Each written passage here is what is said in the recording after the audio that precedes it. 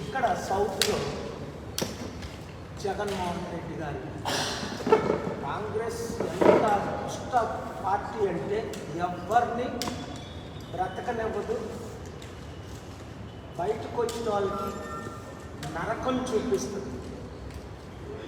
అసలు రాజశేఖర్ రెడ్డి గారు పాదయాత్ర ద్వారా మన ఆంధ్ర తెలంగాణ రాష్ట్రాలు ఉమ్మడి రాష్ట్రంలో 35 ఎంపీ సీట్లు గెలవడం జరిగిందని అందరికీ తెలుసు 2004లో. అలాంటిది ఆయన బ్రతికుంటుండగే నిత్య నరకం చూపించింది సోనియా గాంధీ.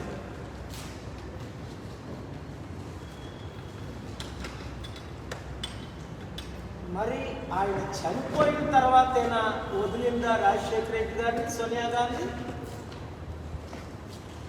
ఆయన ఒక పెద్ద క్రిమినల్ లాగా, ఒక పెద్ద నరహంతకుడు లాగా, ఒక పెద్ద మోసగాడు లాగా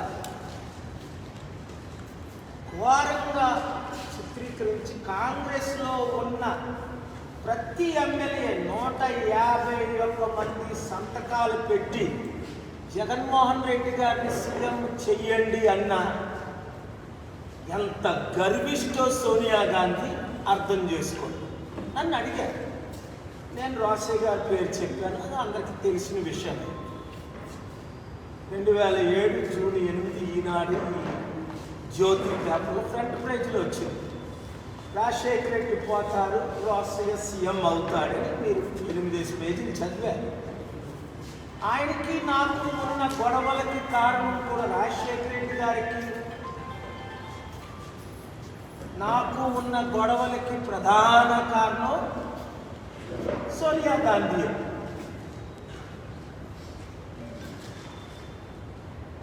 ఆయన కాళ్ళ పట్టుకున్నాడు, వెళ్ళి పట్టించుకోలేదు. మనం చూసాం కదా, రేవంత్ రెడ్డి వాళ్ళ భార్య స్టేజ్ మీదే సోనియా గాంధీ ఆ తల్లి కాలు పట్టుకున్నాడు.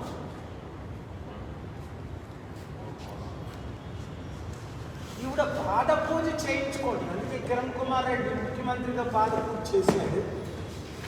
ముఖ్యమంత్రి అయిపోగానే బీజేపీలో చేరిపోయాడు.